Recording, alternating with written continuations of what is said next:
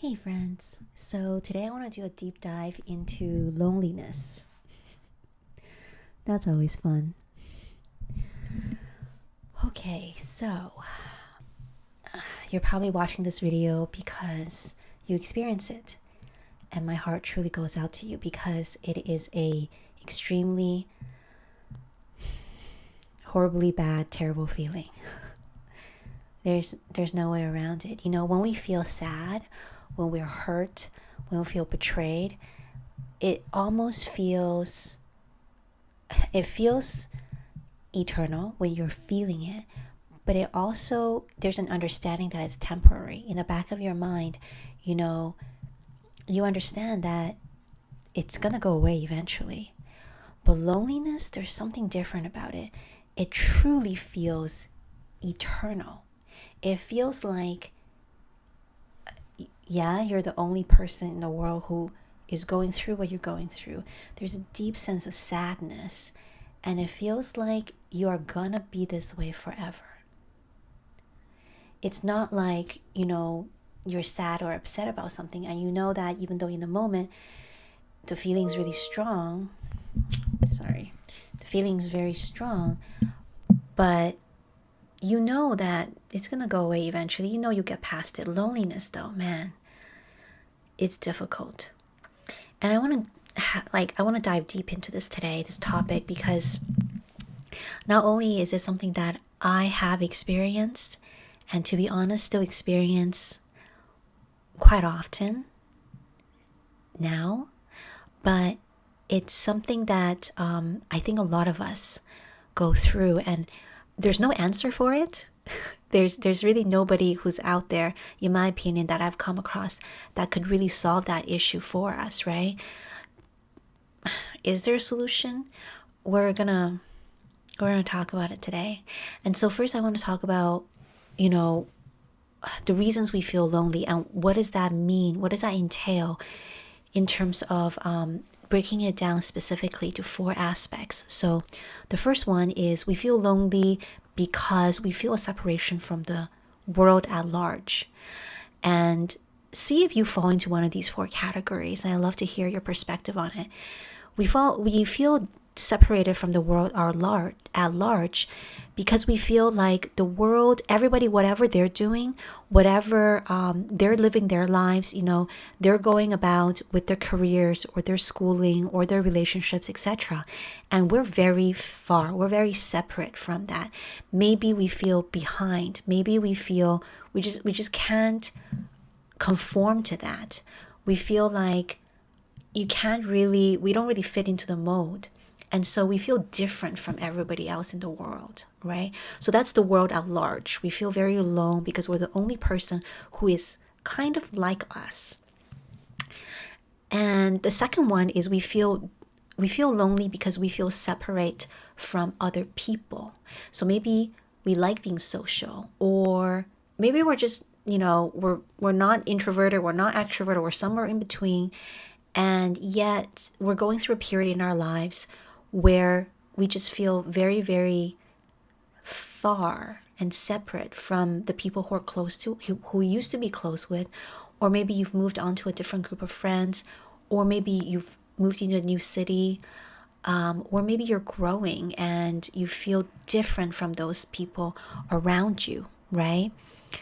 Or emotionally, maybe there's something that you've been going through for a while.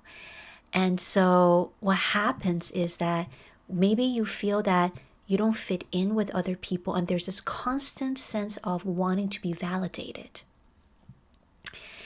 Yeah, I get that for sure. And there's this quote, which I'll share later on, but to boil it down, it's what all of us truly want, the majority of us.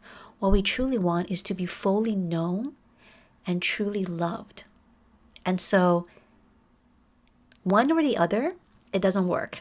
I'm going to dive into that a little bit more, but it's one of those quotes that stayed with me the moment I heard it, because it's almost a instinctual need we have to be fully known by others and to be truly accepted, to be truly loved, whether it's by a single partner or our closest people, right?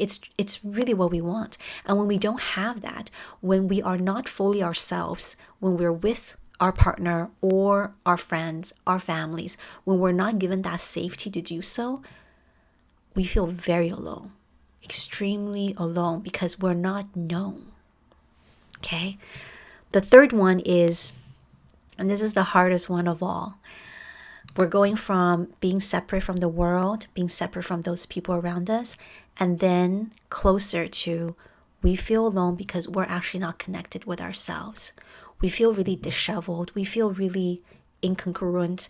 We feel very much like, who am I? It doesn't matter what age you're in.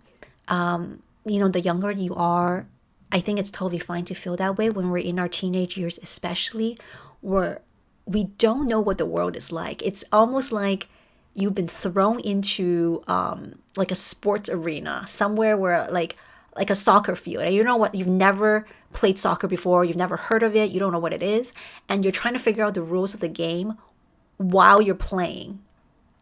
That's kind of what life is, right? And you're trying to figure out like whether you're even capable of playing this game by comparing yourself with the other soccer players, right? And some are new too, right? And you gravitate towards those people. You're like, okay, I have no idea what I'm doing, and you look like you have no idea what you're doing, so we're friends, right? And so when you're a teenager, when you're a pre-adolescent, you we're always constantly trying to figure it out because we're thrown into this world and we don't know where we stand. And that's very, very and because one of our core needs is to belong, right? That's why we conform. That's why there's such thing as peer pressure, and that's why peer pressure works, right? And so if you're in that age range, it's perfectly normal to be very confused and to feel alone a lot of times, because especially if you're not authentically, you don't even know who that is. You don't even know what authenticity truly means, because a lot of us, not everyone, a lot of us when we're in teenage years, again, we're just trying to be loved, right? And when we have not figured out how to accept, validate, and appreciate ourselves, hopefully as we grow older, we learn to do that. But when we haven't done that, all we're doing is we're trying to get the validation of other people, right? And a lot of us do not grow out of that stage.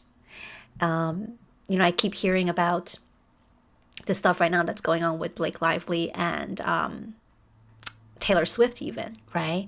And it's true. I do believe this sentiment when people say that these, especially the celebrities who have hit major fame and success when they're younger, they do get stuck in that age because fame itself is kind of like trauma.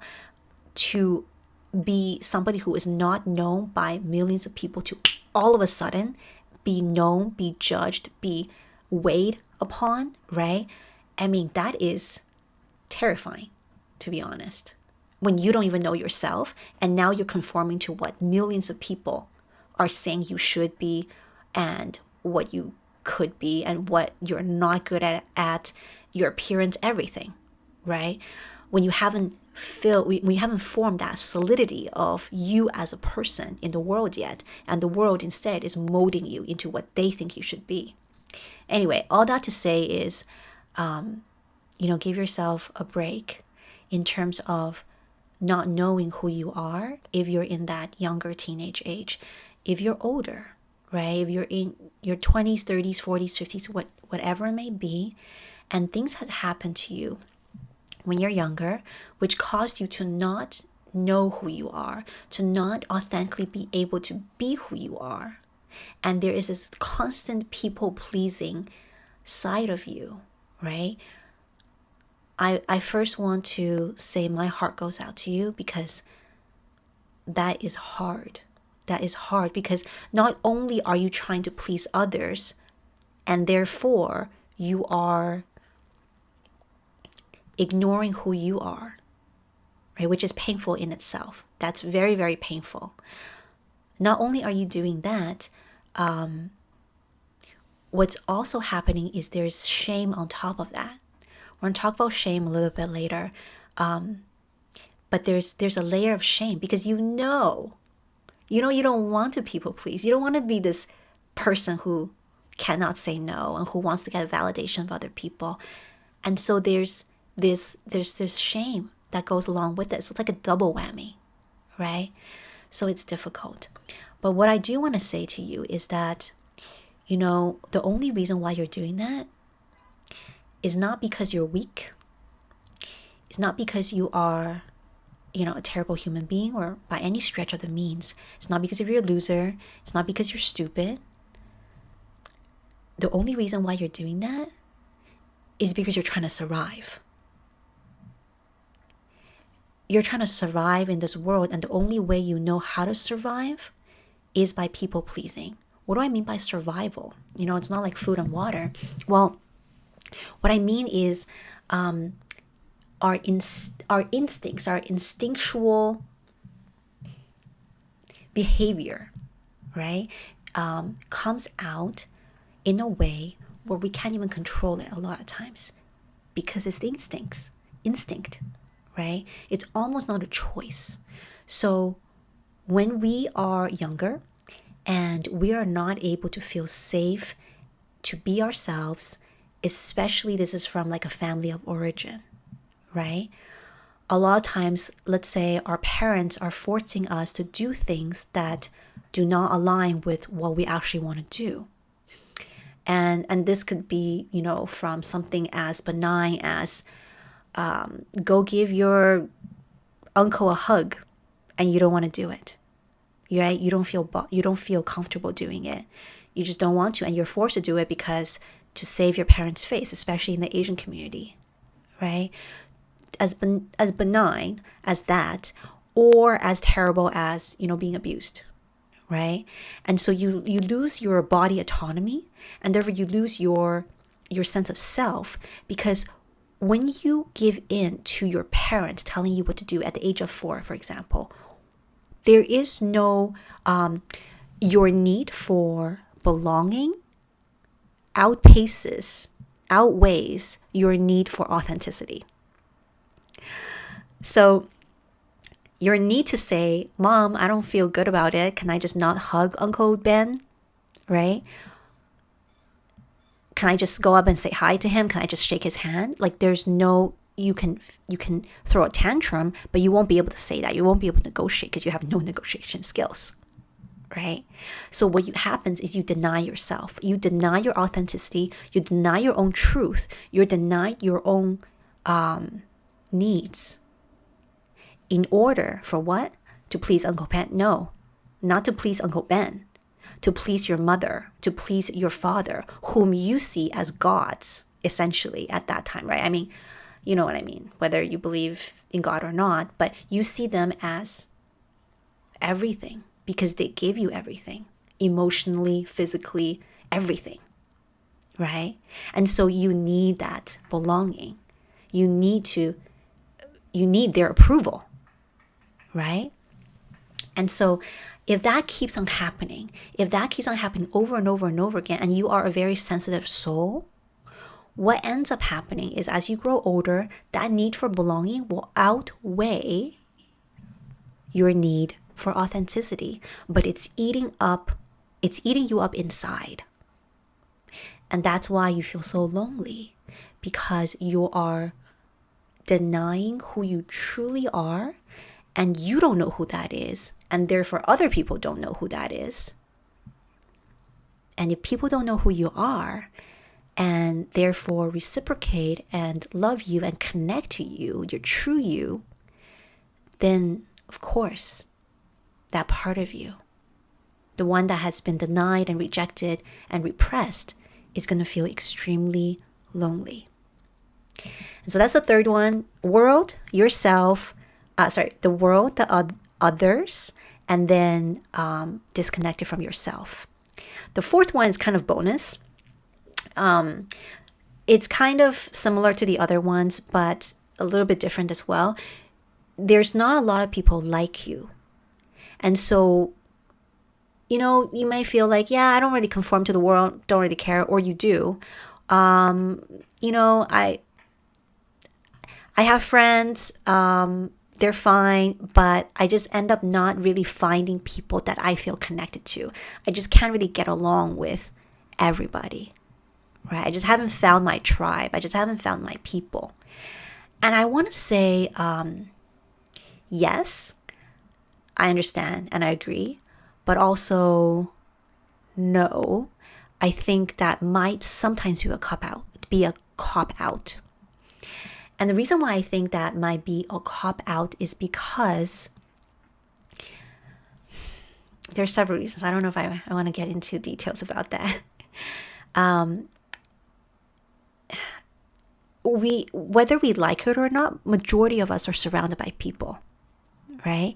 And then there's this innate need and innate want to go out and make friends, even if it's scary. But it's such a need and want that it just sort of pushes most of us to do it. Now, in the modern day, it doesn't help with social media and, TV shows and movies where we can just have access to entertainment at home. It doesn't make us feel like we need to go out and make friends. And so that is like a deterrent, right? That doesn't help us. But I think most of us, whether we have gone to school, university, most of us, whether we are part of different communities, whether it's a church or, sports or whatever it may be, most of us, we want friends, the majority. And so we're going to put ourselves into situations where we're going to meet people. And there's got to be one person out there where maybe you don't click and connect with them on every single level, but there's something you can do to connect with them. And so when I say the fourth one being, there's not a lot of people out there like you, yes, I get that. Absolutely. But I also think that you don't need to find the exact people like you in order to connect, in order to click with them. Because a lot of times we connect and click with people who are absolutely not like us. And we enjoy them for who they are.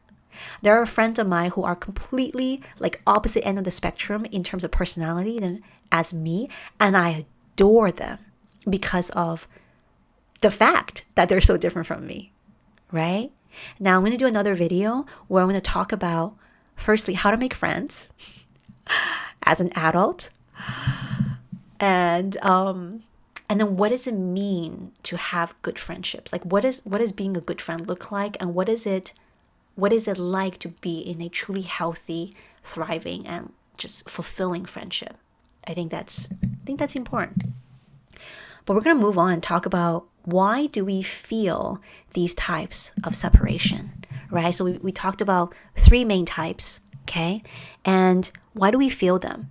Why do we feel so separate from the world? Why do we feel so separate from other people, and especially ourselves?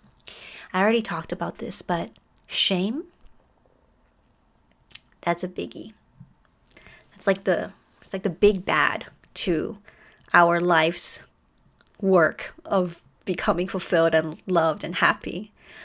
Shame is this deep-seated belief that you are unworthy of love, unworthy of belonging. Shame keeps people isolated and afraid of being seen. Oh, this is a whole nother video, right? Or sets of videos. And I think there's so much to dive into.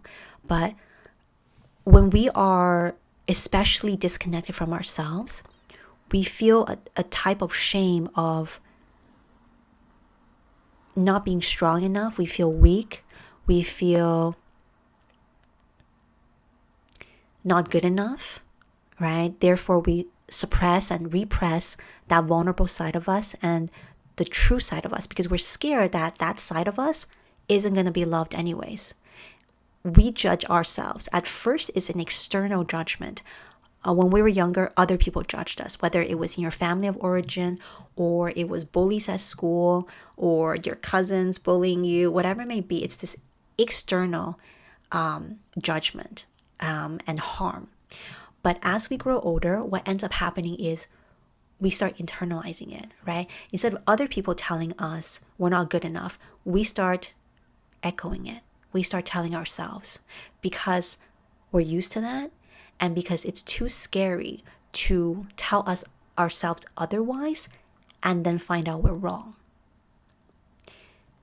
I think that may be one of the things that I haven't really heard a lot of people talk about, but to be right about your terribleness is so much better than to be wrong about how good you are, about how valuable you are. To think I am valuable, I am good enough, I am a lovely person, and then to be proven wrong. That is way more terrifying. And so that shame, right? We're seeped in that shame, and we keep on telling ourselves that. And in turn, we think we're not able to connect with other people because we're not able to be ourselves with other people. And if we're not able to be ourselves with other people, we're not known. We're not fully known. And therefore, we're not truly loved. Fear is the other wonderful friend that we have. The anxiety that prevents people from forming deep and authentic connections, right? Fear of rejection, fear of loss, fear of betrayal makes it really hard for us to trust other people. And so maybe that's one of the reasons why you have kept walls around yourself when it comes to getting to know others. Why it's so hard to make friends, because it's hard to be yourself and be rejected by other people. I do want to talk about how, to the best of our ability, how do we move forward? And the first thing I always want to say, whenever one of my close friends, whenever they're struggling with something, I always want to say that this terrible feeling that they feel, this shame and this fear, especially the shame, I want to tell them that it's actually totally okay for you to feel shame right now.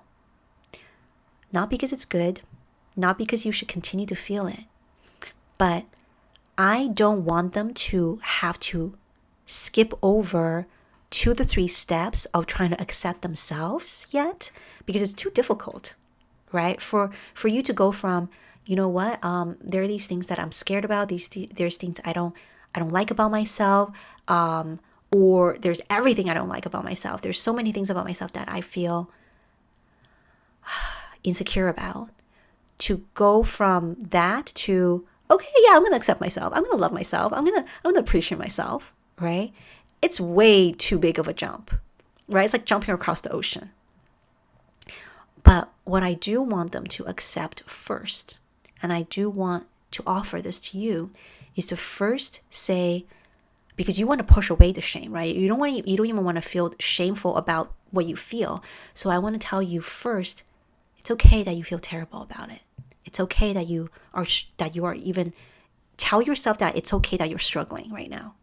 Tell yourself that it's okay that you're feeling fear, and that it's okay that you're feeling shame, because you're supposed to feel these things. Based on everything that's happened to you, you're supposed to feel terrible. Obviously, I don't want you to feel terrible. But me telling you stop it isn't going to help. So what I am going to tell you is that's all you have to do. First step, if it comes up, if it gets triggered, if loneliness happens, right? If you feel alone tonight, if you feel alone tomorrow, if it keeps on happening for, you get these like spells of loneliness, I want you to first, instead of saying to yourself, man, what a loser that I feel like this. I'm such a loser. Instead of telling yourself that, instead of telling yourself I shouldn't be feeling this way, tell yourself, actually, okay, Cece said, actually, I'm supposed to feel this way right now. Because everything happens for a reason. There's a cause and effect. And so if I fall down, I am supposed to feel hurt. If I trip and fall and I hurt my knees, I am supposed to feel pain. And I am not going to deny myself and tell myself that, man, what's wrong with you? Like, why do you feel bad? I'm supposed to feel that way. And so I want you to first accept that part. And then I want you to understand that everything in life,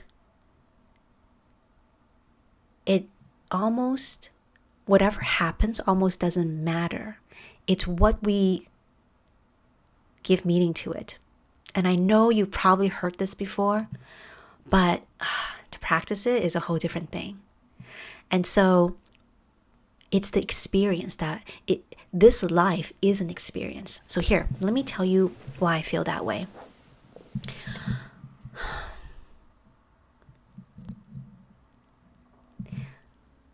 This life is an experience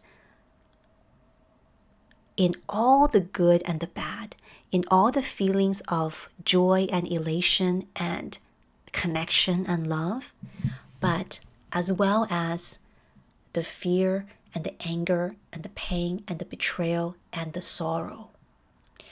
Because I'm going to talk a little bit about like something esoteric here.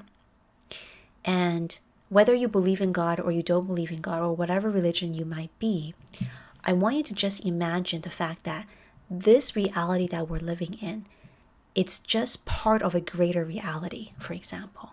And if outside of this time and space, after we die, if there is a reality of just pure love and goodness and happiness and connection and loving being, okay?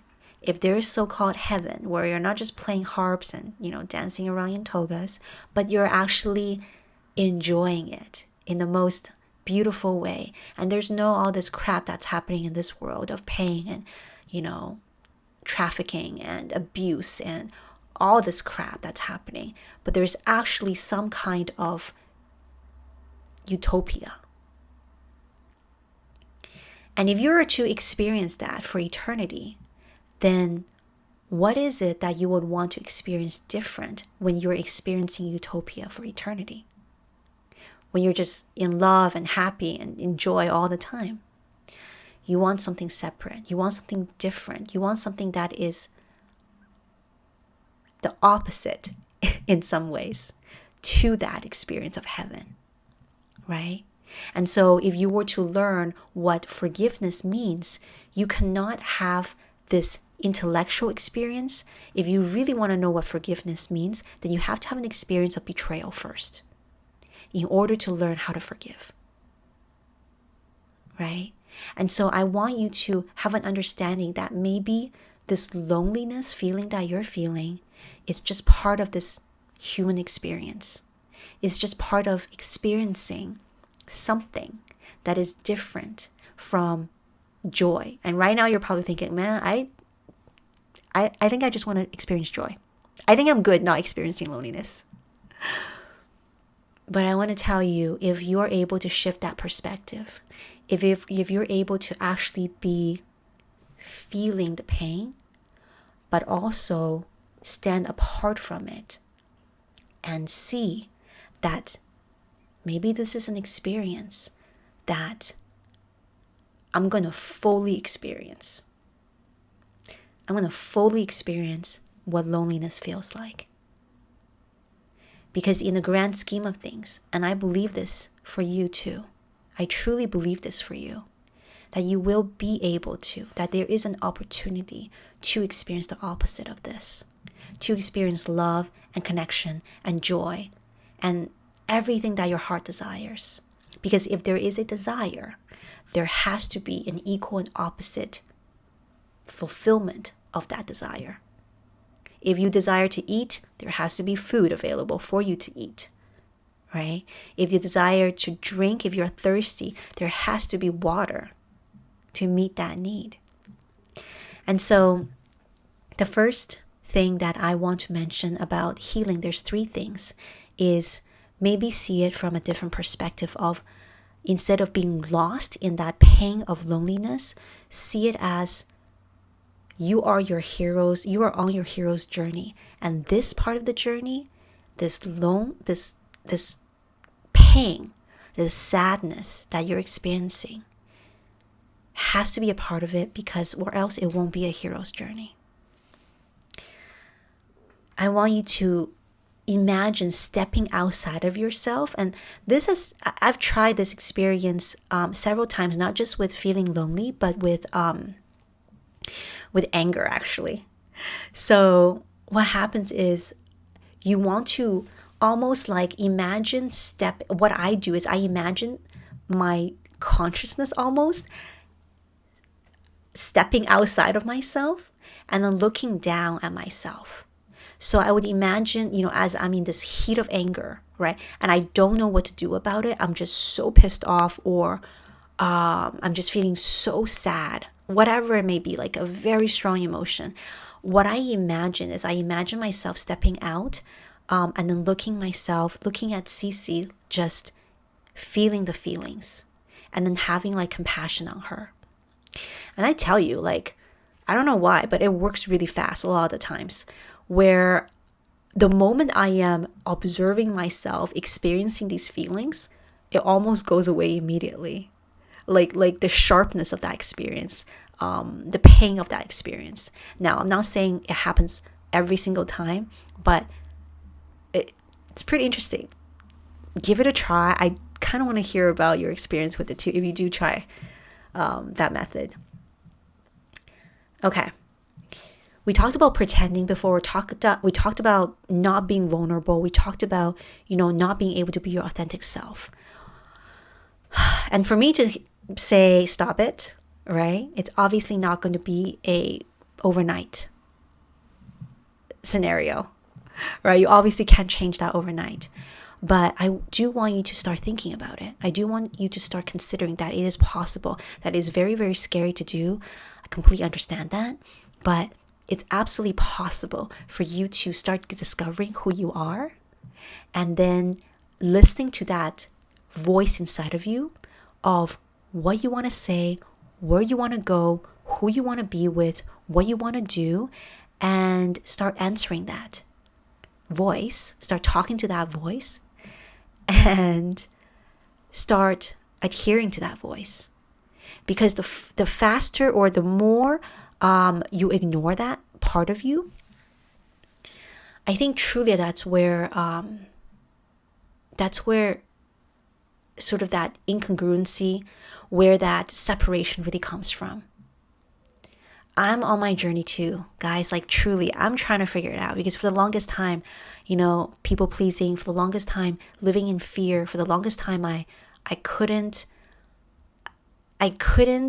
say yes to the things that I truly wanted, because I was so afraid to let go of the things that I was afraid to let go of, because I've, built a whole identity around it. I have spent so many years pouring into it, and I'm still trying to figure it out. As I'm telling you about this little voice, I'm still trying to figure out, how do I listen to mine? And so, yeah, I feel you. And I guess, the more I move forward, the more I'll share with you my journey as well in that regard. Okay, so this is the quote that I wanted to share with you. It's by Timothy Keller. He's an author. And I think he's Christian. And he wrote a book about marriage. But regardless, whatever it may be, I really like this quote. It says, "To be loved, but not known, is comfortable, but superficial. To be known and not loved is our greatest fear. But to be fully known and truly loved is, well, a lot like being loved by God. It is what we need more than anything. It liberates us from pretense. It humbles us out of our self-righteousness, and it fortifies us for any difficulty life can throw at us." To be loved but not known is comforting but superficial. I want to go a step further and say, to be loved but not known is painful. So immediately I think about celebrities. They're loved. I mean, many of them are loved by millions, but they're not truly known by those millions. And so it's such a weird dichotomy. It's such a weird mental gymnastic thing, because, as they're loved by their fans, they feel a sense of satisfaction, but it's not real food, right?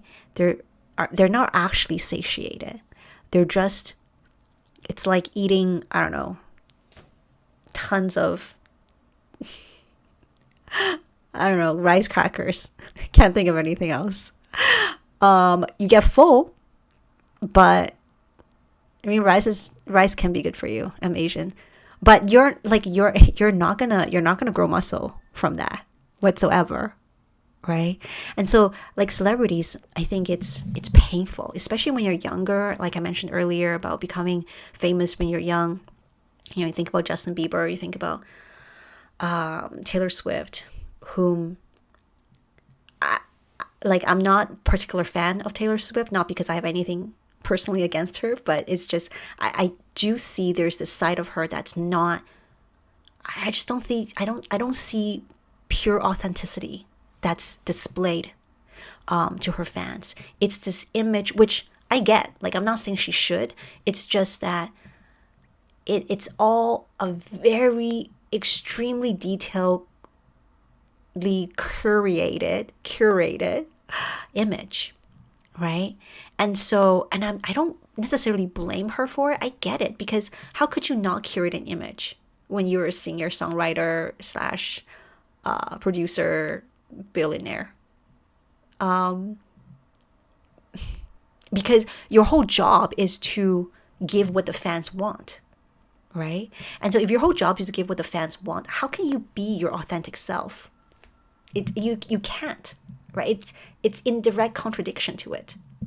You're selling a dream, right? And so anyway, I can get into a whole rant about that, and I probably will. I want to end it with some practical ways that you can get out of feeling lonely in the moment. Okay, so if in the moment you're like, okay, thanks CC for all this stuff that you've mentioned about being authentic, about how to about shame and all these things, but how do I, like, if I'm feeling lonely right now, how do I not go on TikTok? How do I not go on these like dating apps? How do I not go partying? How do I not do these things, these vices that I actually know is not good for me, but will cure my loneliness for another day? How do I move past right now? Well, here's some things which I think might be able to help you out. If you're feeling sad and lonely because of a breakup,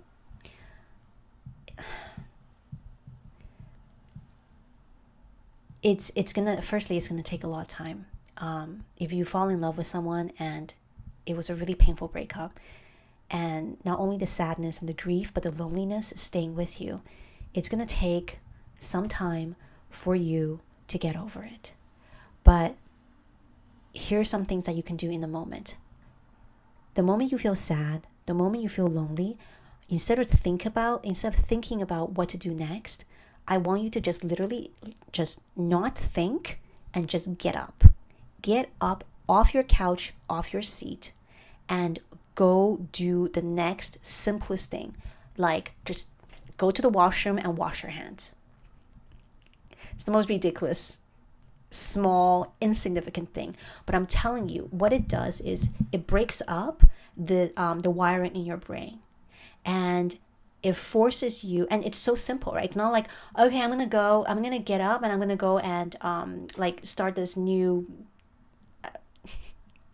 exercise routine where like, and because I know exercise is good for me, and I'm not asking you to do anything strenuous. Get up, go to the washroom and wash your hands.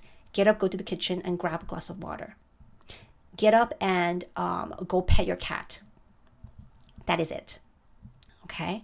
And what that's going to do is going to break you out of that mental funk, and it's not even something that you need to think about and convince yourself to do, and then finally getting up, because that's too much work. You're not going to think, you're going to get up, go. Okay? The second thing I want you to do is a little bit long term. I want you to think about a project that you want to start doing. And whether that's like something crafty, or for me, honestly, it's this YouTube channel. And something that you really, really enjoy, that speaks to your soul, that speaks to your heart's contentment. And it could be something that's really, really mundane, right?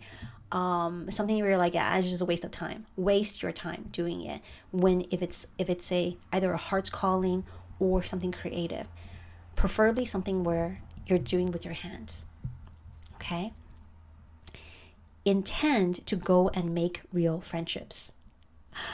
And that's easier said than done. I will have other videos where I talk about how to do that. Talk to yourself like a friend. Joke with yourself. Make fun of yourself. If you've done something silly, instead of being hard on yourself by calling yourself stupid or a loser or whatever it may be, your drug of choice when it comes to words, talk to yourself like you're actually friends with yourself. Okay, go to therapy. However, do not depend on it. Therapy is not the answer to everything, but it is helpful if you find a good therapist. Which I won't talk about what that looks like right now, but I do want to tell you that it is another tool, and I find that therapy, because I had two friends who are therapists, and I've had extensive talks with them, and I truly believe that therapy works, but it does depend on your therapist a lot of the times, and it really does depend on your own self-introspection. Okay? Examine what you believe in about life, about yourself, and about loneliness.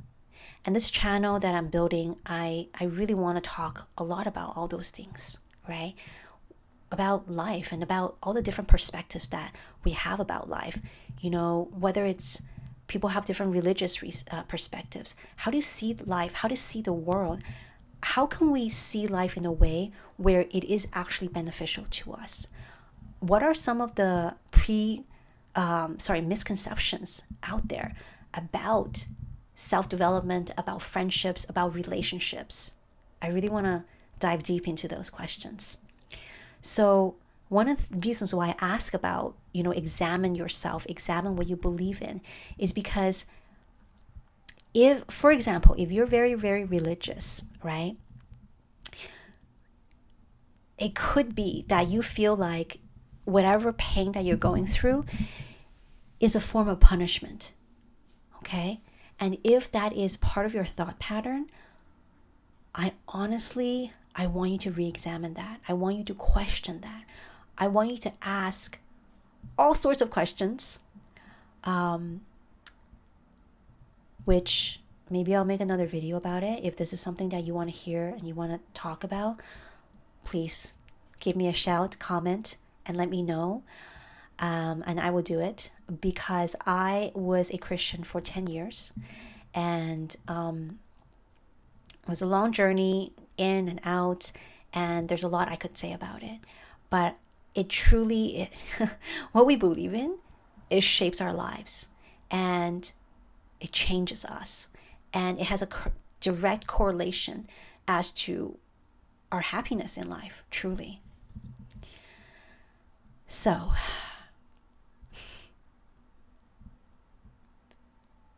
this is so far what I can say about loneliness. And there's so much more that could be said about it. And I will say more about it. Knowing me, I have a lot to say. But truly what comes from the bottom of my heart is that if you are feeling this way, if you are going through this, whether it's been for a long time or it's something that you've started to feel recently, I understand how you feel. I understand where you come from.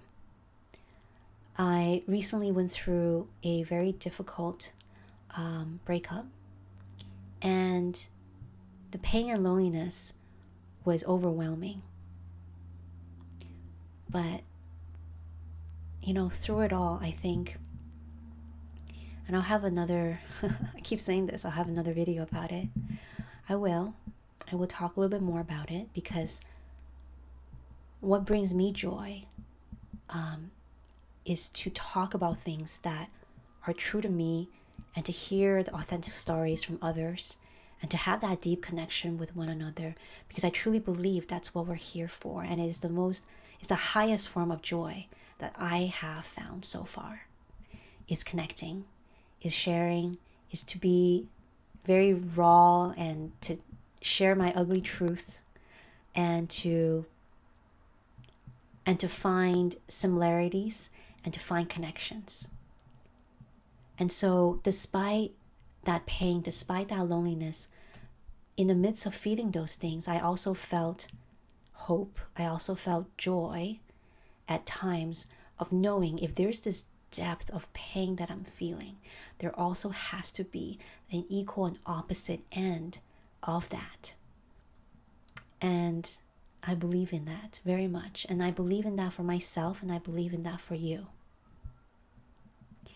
And so all I can say is to hang in there, that I'm here understanding fully what you're going through, and that I feel your pain, and that you're not actually alone in that pain. And that though you may feel alone in that pain, it's okay. You are absolutely strong enough to get through it. And I would love to hear your story if you have gone through it. And I welcome you here in this little corner of my universe to be with me and the rest of us as we go through it together. All right. The sun has set. You probably saw the light just slowly going away. I'm glad you have been with me throughout this whole video, all 47 minutes of it. I hope you have a good day, and I'll see you next time. Bye.